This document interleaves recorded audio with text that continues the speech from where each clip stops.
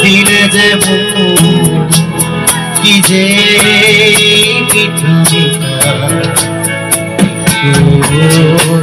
কি যে হইব যদি কি ঘুমে হরবি খুশি গো কি যে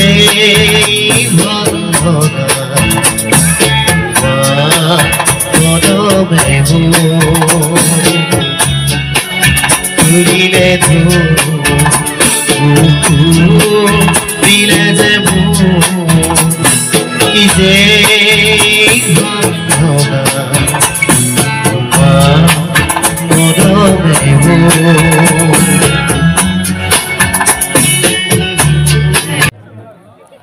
মাটি খেতি জাতি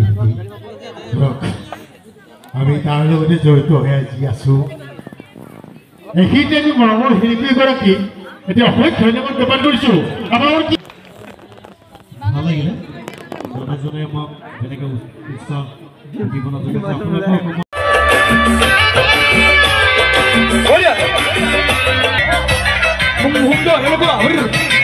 এই বেলি বিহু আজি কাকে তুলিলা কুকুৰ মৰম বৰ কাকে যাচিলা ভাবিছিলো বিহু গাম নাচিম তোমাক লৈ নাচি নাচি মিলি যাব মাজৰে মাজত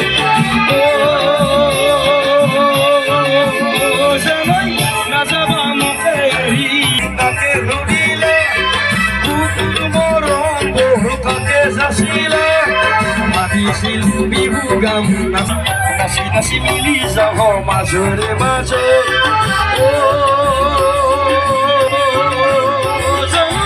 নাযাবা মোকে এৰি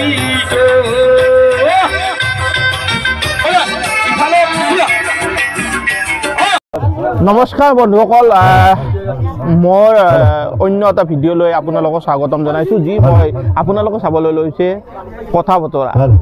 আজিৰ তাৰিখৰ নহা উৎসৱ বুলি ক'লে বৰদোৱা মৌজাৰ যি আজি আমি উপস্থিত হৈছোঁ সি গোৱালহাটী দোৱাপাৰা। আচলতে নহা উৎসৱটো বহু জেগাতে হেৰাই গৈছে। তেনেকুৱা অঞ্চলত আজি এই ভিতৰুৱা অঞ্চলত আমাৰ ইয়াতে যি নহা উৎসৱটো আয়োজন কৰিছে।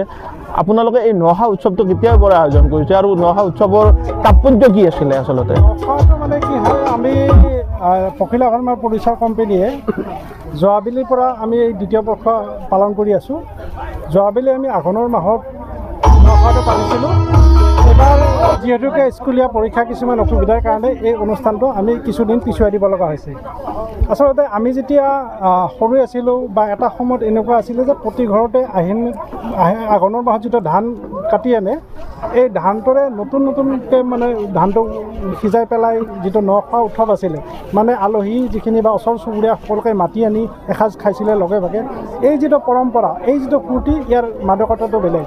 কাৰণ আমি সকলোৱে জানো যে যিবিলাক পৰম্পৰা সমাজত বাচি থাকে, এই পৰম্পৰাৰ পৰাই মানুহে সমাজত বসতি কৰাৰ এটা নতুন মাত্ৰা পায়। গতিকে এনেধৰণে আমি সৰুৰ পৰা যিটো কৰি আহিছিলোঁ, আমি দেখিলোঁ যে আগতে এই নখোৱা উৎসৱটো লাহে লাহে হেৰাই গ'ল সমাজৰ পৰা। এই হেৰাই যোৱাৰ পিছতো আমি পখিলা ফাৰ্মাৰ প্ৰডিউচাৰ কোম্পানীয়ে যি কৃষকৰ লগত জড়িত হৈ আছোঁ, এই কৃষকসকলৰ লগত মিলি যাতে সকলোৱে আঘোণৰ যি আমি কষ্ট কৰিলোঁ, আঘোণৰ মাহত ধান দাঙি পেলাই ধান কাটি বা ধান মৰণা মাৰি যিখিনি ফচল পাইছোঁ, এই ফচলখিনি পোৱাৰ পিছত আগন্তুক যি আমাৰ কৃষি কৰ্ম হ'ব, তাত এটা নতুন উদ্যম যাতে আমি পাব পাৰোঁ। সেইকাৰণে আমি প্ৰতি বছৰে এই অঞ্চলটো পতাৰ কাৰণে আমি এটা অনুষ্ঠানটো পতাৰ কাৰণে চেষ্টা কৰি আহিছোঁ। যোৱাবেলি আমি নকঠাত পাতিছিলোঁ। নকঠাত পাতোঁতে আমাৰ তাৰ ওচৰৰ যিখিনি গাঁও আছে, জজি, দীঘলকুচি, নকঠা, এই সকলো কৃষকে আমাৰ লগত সহযোগ কৰিছিলে। আৰু এই কথাটোকে আমি উপলব্ধি কৰি এইবাৰ আমি ঠাইটো দোৱাপাৰাত বাছনি কৰিছোঁ। আৰু দোৱাপাৰাত বাছনি দোৱাপাৰা যি গোৱালহাটী, দোৱাপাৰা, নকঠা এইখিনি অঞ্চলৰ জজিৰ পৰা যিখিনি আমাৰ ফাৰ্মাৰ আছে বা কৃষক ৰাইজ আছে, অকল পখিলা ফাৰ্মৰ লগত জড়িত বুলিয়েই নহয়, যিসকলে কৃষি কৰ্ম কৰি আমাৰ এই কৃষিখণ্ডত এক বিকাশৰ কাৰণে সহায়ৰ হাত আগবঢ়াই আহিছে বা কৃষি কৰ্ম কৰি তেখেতসকলে জীৱন নিৰ্বাহ কৰি আছে, প্ৰত্যেকে যাতে আনন্দতে এসাঁজ খাব পাৰোঁ তাৰ প্ৰয়াসেৰে আমি এই অনুষ্ঠানটো আয়োজন কৰি আহিছোঁ। নখা উৎসৱ বুলি ক'লে বিশেষকৈ আমি উজনি অসমত দেখিবলৈ পাওঁ। নামনি অসমত এনে ধৰণৰ নখা উৎসৱ হয়তো আয়োজন কৰা দেখা নাযায়। তেনে ক্ষেত্ৰত আপোনালোকে পখিলা ফাৰ্মাৰ যি আপোনালোকে এটা সুন্দৰ প্ৰচেষ্টা ধৰি ৰাখিছে, এই যি শীতৰ সেমেকা ৰাতিত সুন্দৰভাৱে আপোনালোকৰ স্থানীয় কণ্ঠশিল্পীসকলক মাতি আনি কিনে যি এটা গীত গোৱাৰ এটা মানে আপোনালোকে এখন মঞ্চ দিছে, সাংস্কৃতিক মঞ্চ দিছে, আৰু এনেকৈ মানে আপোনালোকৰ স্থানীয় মহিলাসকল আহি এনেকৈ উপস্থিত হৈছেহি, এটা সুন্দৰ পৰিৱেশ দেখিবলৈ পাইছোঁ। এই ক্ষেত্ৰত আপুনি কি ক'ব আৰু অনাগত দিনত কি হ'ব? উজনি নামনি বুলি আমাৰ তেনেকুৱা কোনো কথা নাই, কাৰণ আমাৰ এই অঞ্চলত এতিয়াৰ পৰাই নহয়, অতীজৰে পৰা আমি সৰুৰ পৰা দেখি আহিছোঁ আমাৰ মানুহখিনি কৃষিজীৱী, বা যদি কোনোবাই অন্যান্য কৰ্মতো ব্যস্ত থাকে বা ব্যৱসায়তো ব্যস্ত থাকে, নিজৰ যিখিনি কৃষিভূমি আছে নিজেই খেতি কৰি আহিছে। গতিকে আমি কৃষকসকল লগ লাগি এই নখা পৰম্পৰাটো আমাৰ অসমীয়াৰ পৰম্পৰা, বা আমাৰ এটা অসমত এনেকুৱা ধৰণৰ চলি আহিছে, আমি দেখি আহিছোঁ। গতিকে এনেকুৱা ধৰণৰ অনুষ্ঠানৰ যোগেদি আমি মানুহখিনি একত্ৰিত হ'ব পাৰোঁ, বা মানুহখিনিয়ে সকলোৱে লগে ভাগে এটা মিলা প্ৰীতি যাতে বাঢ়ি যাব পাৰে।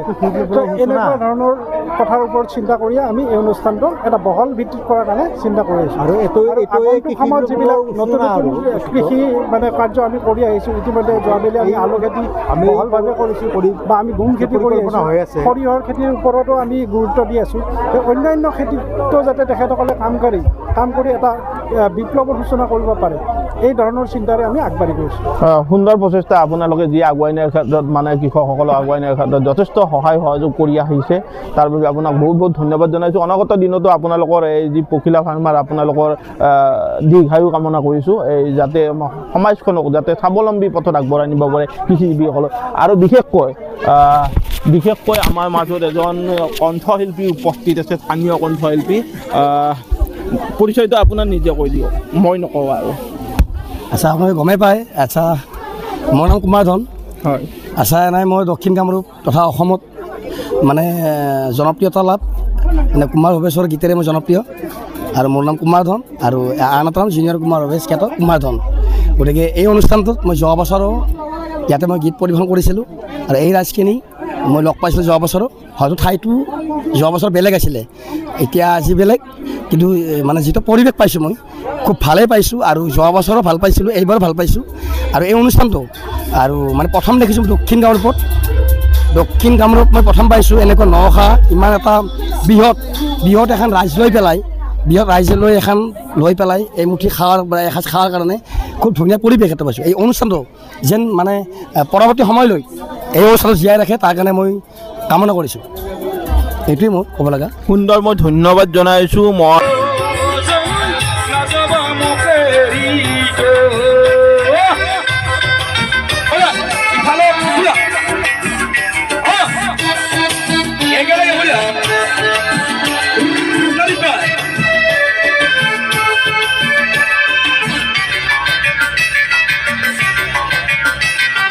ভাবিছোঁ বহু কথা তোমাকে নাহিলে খাই হৰি তুমি